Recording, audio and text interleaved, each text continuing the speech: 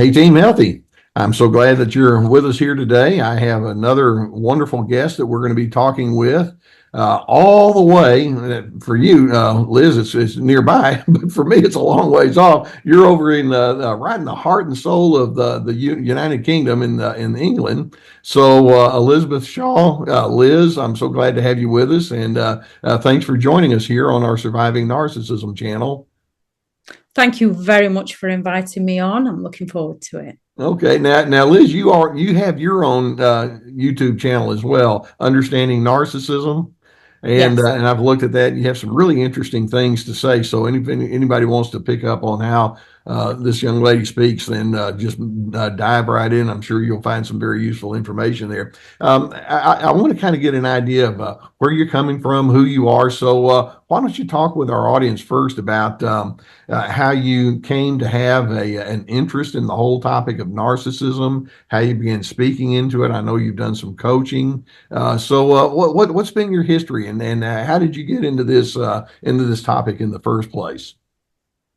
I kind of stumbled across the topic back in 2017 when a certain individual was rather confusing and I couldn't quite make sense what was happening. And I came across Sam Vaknin, who I believe coined the term narcissistic abuse and has wrote several books.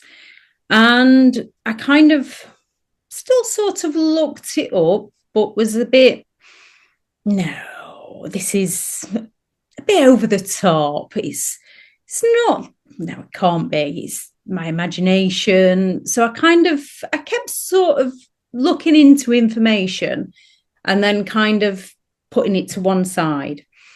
And then I believe it was in 2019, it was actually a police officer that told me I was dealing with a psychopath, which at that point I was a bit like, no, narcissist seems a lot friendlier than a psychopath.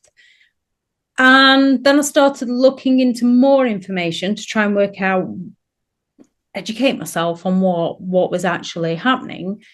And there was a few people out there. I think I'd seen a couple of your videos back in probably November Well, 2000. I hope so. And Sam Vaknin, and there was a few others, but there wasn't very many. And I think everyone was just sort of starting the ball rolling. So I thought, well, actually, while I'm educating myself and going into coaching things and degrees in psychology, I'll put the information, the knowledge that I've learned out there as well to try and get everything in one place. And then over the last few years, the topic of narcissism has took off incredibly. And hence the YouTube channel Understanding Narcissism. I find it so interesting that so many of the people that I interview have their own history of having to interact with these individuals. I've had people that I've known that over time it's like, okay, something's really off here. But when you have that personal element there, then the curiosity factor just grows larger and larger, and the more you understand it on that level, hopefully, folks like you and people like me can say, well, if I'm gathering some information on this, I know I'm not the only one in the boat here, and so let's see if we can pass this along. And I so respect what you're doing. By the way, you mentioned to me off the microphone that you're studying towards forensic psychology, and I mentioned to you that I have a brother who does that, and my thing is go get them. I mean, that's a very difficult field to be in, but it's intriguing as well. That's the part, the intrigue between why people do these sorts of behaviors. And this, what I've discovered in this is there's so many different reasons as to why people behave in the ways that they do. But it is sort of connecting the forensic psychology to narcissistic behavior. Oh, and it's right at the heart and soul of it. Now we've talked about. I use the term narcissistic abuse. I know you do as well, and I want to get into that and figure out what's going on in a relationship when the narcissist isn't just selfish and difficult and stubborn, but it rises to a higher or fuller level than that, where they start becoming abusive. And the way that I put it is, these are individuals that have so much of their own internal chaos that they have not come to terms with, that's the currency they have to offer. In other words, I give away what I have to give, and so they have chaos, so they give chaos. Let's talk about what you see at the core of a narcissist personality that makes them susceptible towards the abusive behavior that they emit and give away. What's down at the core? I think there's lots of different things potentially at the core. However, when you look at the research of psychologists from the past, a lot of it does come down to ego. A lot of it comes down to their pride. A lot of it comes down to insecurities. And a lot of it comes down to sort of, in order to handle their insecurities and their ego, they need to tap in and be in control of everything and everyone around them in order to, I suppose, feel in control of themselves.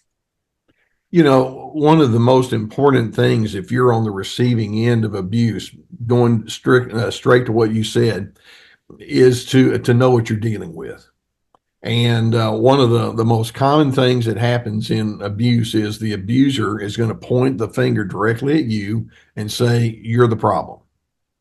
When in fact, no, just as you mentioned, there's a whole lot going on that has nothing to do with you. You happen to be the recipient. The way I put it is, you're the player on the stage, but they're going to be this way no matter who happens to be in front of them.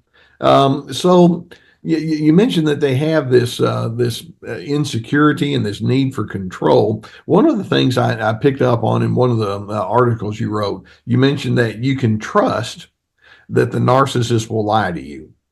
And so, not only do they have this insecurity and the need for control and compensation, but honesty is a game that they play, and truth is just something that, well, it's whatever I need it to be in the moment. How does this set them up to become abusive toward you? When it comes to narcissistic individuals, they have that sense of entitlement. So I think they believe that they are genuinely allowed to do as they please, and they shouldn't have to conform to any sort of rules. Now, people in general, non-narcissistic people, can bend the rules or not agree with the rule. With narcissistic individuals, it's a case of, I'm doing what I want and you just need to deal with it. And then when it comes to this and their insecurities and their ego, they're sort of selling that facade of who they want people to believe them to be to the outside world. And they don't want that illusion destroying in any way. So potentially, they're very afraid of judgment from other people. Because if they wasn't, they'd be acting in their abusive ways a lot more overtly than even the grandiose overt narcissist does. Whereas the majority of them do tend to try and hide their behaviors. And they kind of have to write a reality depending on the audience that they're selling that reality to. So you can find yourself with a narcissistic individual who perhaps is doing something untoward, perhaps having an affair. So they will happily tell their partner that they're going on a work trip because the finances are strained in the home. So don't worry. Well, I'll go on this work trip. I'll work away. Everything will be okay. And they sell that story, and they sell it very convincingly, to the point where they'll head off on this work trip and they'll even phone their partner up at the normal time they would and tell them an elaborate story about what they're doing on this work trip and what one of their work colleagues has done. And they'll even go, when they're home, they'll even go to friends or to their parents and make up a story to the parents about this. Where they Yeah. involve everybody into this grandiose lie, and they weren't even doing what they said in the first place. But they kind of, I think it's the attention they get from the lie that they're telling people. And I think it's the sort of dopamine rush that they get with the audience that's buying the lie that they're feeding you. And some narcissistic individuals will happily just lie about the small stuff just to sort of see how much you'll tolerate It's a game, before isn't it? the question. Yeah. Yeah. Yeah, and then you mentioned that behind the lying and the dishonesty and making up stuff to suit whatever their narrative is that attitude of entitlement. And I guess we could zero in on other attitudes too. And one of them is I don't have to be accountable to you. Or if there's a problem, it can't possibly be me, therefore it must be you. So they go into all of that. I mean, what other kind of attitudes and just general assumptions do you find that are behind the abusive behavior that permits them, if you will, to be as they are? I have noticed, speaking to a few people, with narcissistic individuals, with that sort of, I don't have to answer to you, I'm allowed to do as I please, they will actually go out of their way to do things in order to prove to themselves that I don't have to answer to you. And they can kind of get a thrill out of that, so to speak. Now, when it comes to the behaviors, so there's the lack of empathy. It doesn't matter how much you try and explain something to them, discuss something with them, if it doesn't affect them, they're not interested. And if it affects them in a negative way, they're going to go all out to gaslight you and blame you and project onto you or fall silent on you because they don't want to be called out for their behavior. So there's the entitlement that's the driving force. There's the lack of empathy. There's the arrogance because they believe that they know better. If you speak to sort of a genuine, authentic person that's educated in something and you're not sure of something and you go into them for advice, they'll make you feel comfortable and try and explain it to you because perhaps once they didn't know. Whereas you can go to a narcissist for some sort of advice on something they don't even know and they'll make it up and that they know more than you, or they'll make you feel stupid. There's also, they're seeking that excessive attention. So like you said with the sort of grandiose show of things, and you're just, I always class people as sort of multiplayers in their game. So they're seeking that attention from people.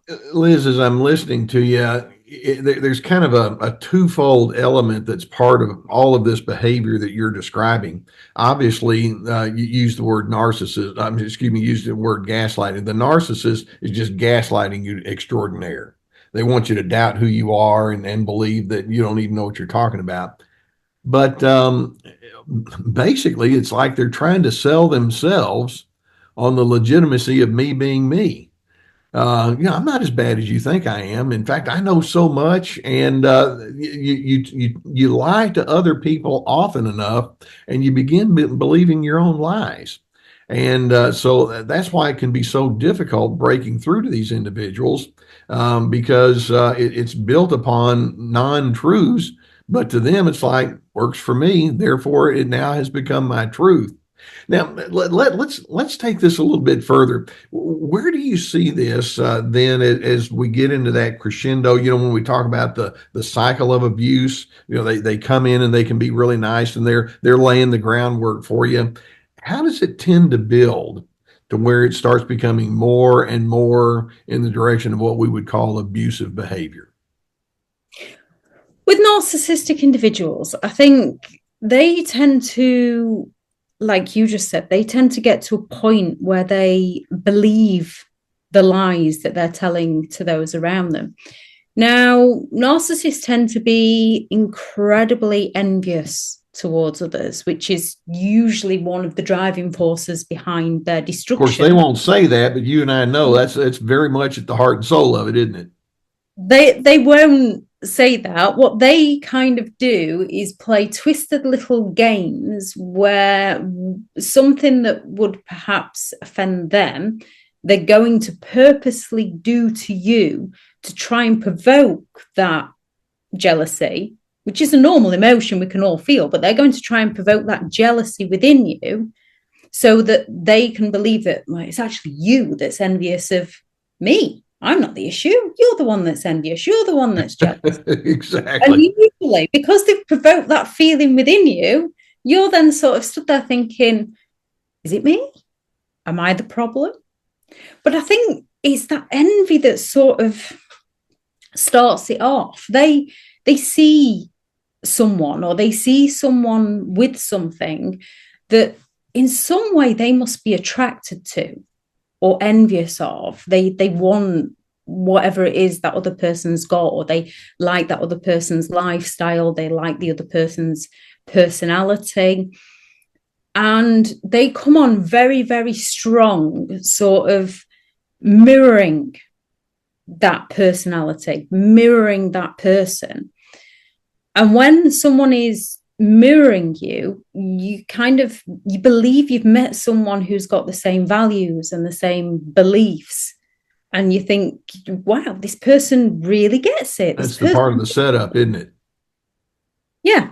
And it all sort of goes really well, because when it comes to sort of love bombing, some people sort of get an ideal from movies or TV shows of what love should be like. And then you can have sort of Gary Chapman's love languages, which a narcissist kind of mirrors the movies. They mirror the TV shows. They mirror the love languages, but they do it to the excess. Yet because they're treating you so incredibly well, and because you seem to have so much in common with them, you can't help but want to spend time with them and want to get to know them and want to thank them for doing things for you. So then they're getting the admiration and the praise and the attention that they believe that they're entitled to. However, deep down, narcissistic individuals tend to be quite lazy. Once they've set the groundwork, once they've set the ball rolling, they get to a point where they get bored and don't think I can be bothered with this anymore. So they sort of start to distance themselves in a way, which then, of course, naturally, you kind of take a step back from that. You're no longer going to be showering them with as much praise because they're no longer around as much. It's at that point they tend to get offended by this. How dare you not see how incredible I am? You get that edginess and the irritability that starts creeping in more and more. But they project all that onto you. That's all your fault. And that's when they begin the devaluation. And they usually kind of pick the things that they once admired about you, that they were once envious of, that they once perhaps told you you were amazing with. If you're a runner, they might have really gone overboard in complimenting you on your running ability. And then the next minute, they're sort of sabotaging it and saying, oh, well, I thought we were going to have a nice meal tonight. Are you really going to go for a run and leave me all alone? And guilt trip you into not doing the things that sort of create your identity and make you who you are as a person. So this then sort of a shift, because due to their devaluation, you begin to lose who you were as a person. And because this person used to validate you in the beginning and used to match you and have the same beliefs and values, you've kind of got to the point where you trust in their word. So when they're suddenly telling you that perhaps you shouldn't do that, perhaps that's not for you. Oh, well, how come you're more interested in spending time with them? You care more. Whittling away, whittling away. Yeah, and it's slowly, but it's not done all at once, is it? It's just sort of slowly chipped into you to the point where you believe that you're the issue. And the second you sort of start to wake up from the trance that they've put you under, the second you start to see it and think, I'm not doing this anymore, it's just something's not right, bang, they come in with the intimates and reinforcement and they start treating you incredibly well again. And you're like, oh, that's the person I met. They must have been having a bad week at work. They must have been having, and they'll complain that they've got ailments. And it's usually things like headaches that you can't actually dismiss or not, which people can have, or they'll excuse it and justify it in such ways of normal life that you kind of, and then because they've brought that nice person back, you tend to, it reinforces the belief that you're the one that's caused the issue. Well, and basically what you're saying is they lay some significant groundwork, and again, a lot of the confusion and all, and then I guess there comes a point where the wheels come off. I mean, the mask comes off, and then it can start getting pretty ugly. Can you talk to that and how that tends to play out? When it comes to that sort of stage, you're usually in it that deep that you don't know how to escape that kind of situation. They've usually isolated you from all your friends and family. They've usually, some will have tried to get you to move away somewhere. Some might have got you to quit your job under the pretense that they're going to. When it comes off is when a narcissistic individual usually believes that they're no longer getting their needs met by you. They're not getting what they believe they're entitled to. You dare to question their sense of authority. You dare to be independent on a behavior. You dare to be independent. You dare to say no to them. You can have a narcissistic individual that needs a hand moving something and they ask a work colleague, hey, can you come over tonight and help me move this? And the work colleague says, oh, I'm sorry, I've got plans with family. And the narcissist will not speak to them for 3 months because they dared to put the family before a friend. So it's usually something like that that the mask starts to slip.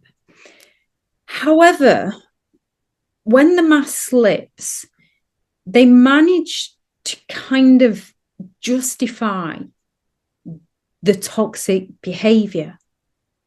They manage to lie. They manage to sell a story that seems feasible.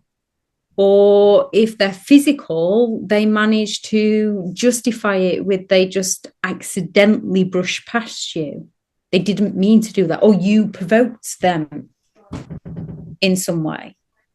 Yeah, in fact, I've mentioned that when the narcissist comes on in a really strong and angry and harsh and condescending way, they'll eventually, as you're trying to debrief, what was that all about? They'll go into denial, then they go into projection, then they go into blame shifting. I mean, and it's like, well, it's got to be someone's responsibility for what happened between us, and well, it can't possibly be me.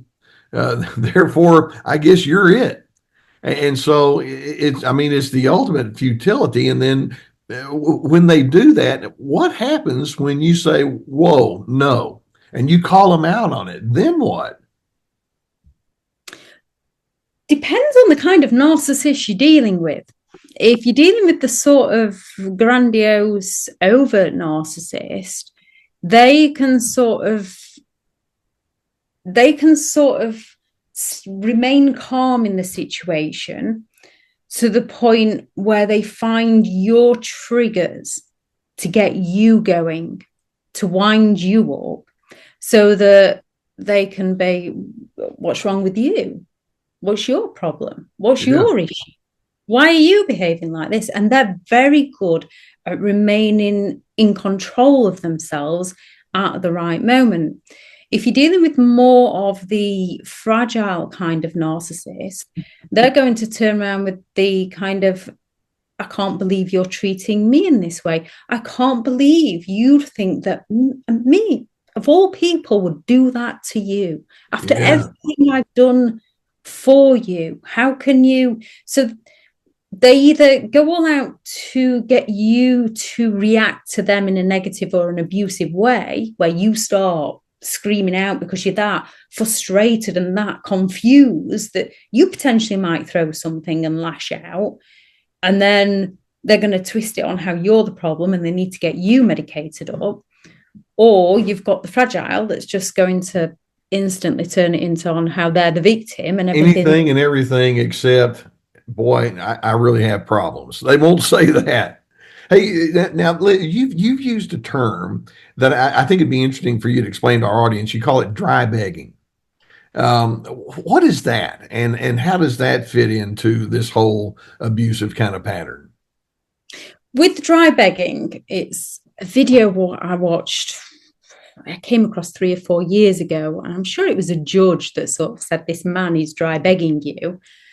I can't remember the video now, but I was just like, that's what narcissistic individuals do.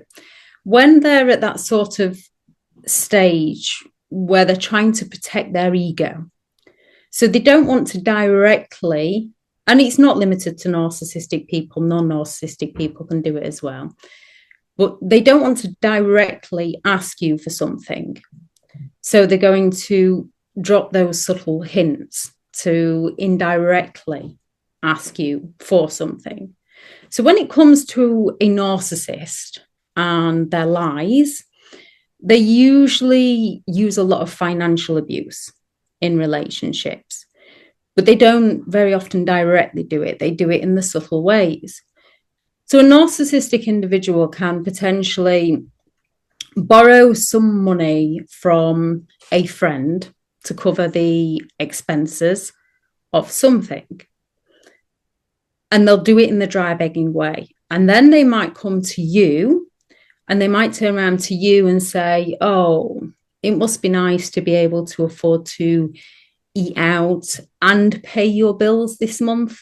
I've had to lend some money to so-and-so because they couldn't afford their rent. And that's left me alone. That is just so manipulative, isn't it? And you just find yourself feeling sort of guilty. Yeah. They hope. But then they twist it further because you loan it to them and they've usually borrowed money off about 3 or 4 different people with different lies, different sob stories to dry beg for this money. And then when you dare to have the nerve to ask for it back, because they're not going to be willing to just give it back, they're just going to turn around and say, I never asked you to lend me that. And because they never actually directly ask, but it doesn't stop with... You don't have a written contract, so I'm off. They're off the hook. They don't take responsibility. But it doesn't stop with money. They can also do it when it comes to... They like the attention. So when they're fishing for the compliments, they can come in and sort of, oh, nobody ever asks how my day's been, do they? So then people can find themselves dropping everything and being like, oh, I'm ever so sorry. How's your day been? And then they're just, well, you're not interested. You're not bothered about me, are you? So then you find yourself trying to find ways to tell them how incredible and amazing they are. And then when you finally get to the stage where you recognize that they're not that incredible or amazing, they can go around telling everyone, look, they've sent me this message telling me how incredible I am, because they dry begged for that message. And you found yourself giving them the compliments because they were playing the woe is me victim. But they also use it in things like weaponized incompetence. And the lie is on a sort of deeper level with this, because when it comes to weaponized incompetence, they can offer to do something for you, to do something to help you out. So, for example, if you met them and you were the kind of person that hit the gym, and then when it's hit the devalue, and they were very supportive in the beginning, then it's hit the devaluation stage. So because it's hit the devaluation stage, they're all of a sudden unsupportive and, ooh, who are you going to try and impress? And they slowly stop you from going out because you feel that bad for going. And then all of a sudden, usually during the intermittent reinforcement, they'll turn around and say, hey, you're a little bit stressed. You go to the gym. You used to love going to the gym. Yeah. So you take yourself off to the gym, a bit confused about what's happening here, because 1 minute I was impressing someone at the gym, so I can't go, but now you're telling me to go. If I stay, they're going to be, I best just go. So you go, yet when you get back home, it's like World War III's kicked off and everything's a complete disaster. So any stress you've just burned off, you've got to clear up after then. Yeah. Only you don't even have to say anything. You can just walk through the door, and then they turn around to you and they're, oh, look at the state of you. I thought you'd be happy after finally going to the gym. What's wrong with you? Okay. And that's then when they turn around and start saying things like, I don't know why I bother. I don't know why I try and help you. So then they've then got you cleaning up their mess because they offered to help you out. I'm letting you go to the gym. Aren't I kind? Yet they've used that weaponized incompetence by looking like they can't take care of things right while you're out. And then when you get in, you're the one that's cleaning up after their mess. And then they just turn around and say, oh, and that's all the thanks I get, is it, for trying to help you out? Yeah. Thanks a lot. Liz, I had asked you how you came into your way of dealing with narcissists. Well, how I kind of got into this whole field is I used to do a lot of anger management classes and workshops, and everything you're saying fits under the category of either the open aggression or the passive aggression. There's a lot of passive aggressive stuff that I'm hearing you say that they can, the what's wrong with you kind of stuff and setting you up. In the couple of minutes that we have left, if you're on the receiving end of this, and I know that you, like you said, you've been through something of this nature, what's going to be the wisest way to respond so that you just don't get completely sucked under and totally lose yourself? That is incredibly challenging, because while you are in it with a narcissistic individual and you haven't got the education, often you're going to look like you need the anger management classes because yeah, which says you need the education. Let's get educated on and this. The confusion is just you're just going to explode at what on earth is going off. Now, when you are aware, you have to be careful around a narcissistic individual, because when they're not getting the reaction they want, they can double down on their behavior. They can get worse. Mm-hmm. So it's about protecting yourself in the given situation that you're in and recognizing that, well, actually, if you show them indifference, that might potentially put you in further harm. So in some cases, it might be best, if you know from past experience, how to sort of play along until you get yourself out to safety. The best way to deal with it is to limit contact and get yourself out to safety. But it depends on the individual you're dealing with as whether, because sometimes giving them no reaction can kick them off. So, One of the thing, another way that people tend to respond to anger sometimes is they just suppress it, which is what you're saying there. They be open aggressive, passive aggressive. I don't want to get into that, so I'm just going to suppress. And of course, that sets up its own problem spots. And I guess what we're saying is, as you have just implied, I need to start looking at the exit because if this is what our norm is going to be, we have a term for it over here in Texas. We call that crazy making. I'm assuming over there in the UK, you know exactly what I'm talking about. I don't want to be the crazy person here, but they're going to give me that label, and I don't need that. yeah, you have to develop. Well, I think you have to educate yourself on the behavior so that you can be Yeah. aware of what you're being baited into, what you're being drawn into. And then it's developing those emotional, psychological boundaries while you're in the presence of them. So it doesn't, and it's not easy, but so it no longer negatively impacts you. And you know how to sort of, it sounds manipulative, but it's to keep yourself safe. You know how to Yes. handle interactions with them until you can create that physical boundary. Yeah. It's not manipulation. It's called being judicious, being It discerning. is, yeah. Yep. Well, Elizabeth Shaw, I mean, obviously, you know what you're talking about with this, and I so appreciate you kind of walking us through all of this. I guess what we're saying is, and you've done such a clear job of indicating it, you got to know who you're dealing with. And they so want you to think you're the messed up person, and it's like, no, I'm dealing with somebody who's on so many different levels, illustrating how troubled they are, but they're trying to project and display so much of it onto me. And once you educate yourself, and kind of like you said, some people say, is this real? I'm not making this up, am I? No, you're not. And so, I guess the last thing we want to mention here is you have to learn how to trust yourself.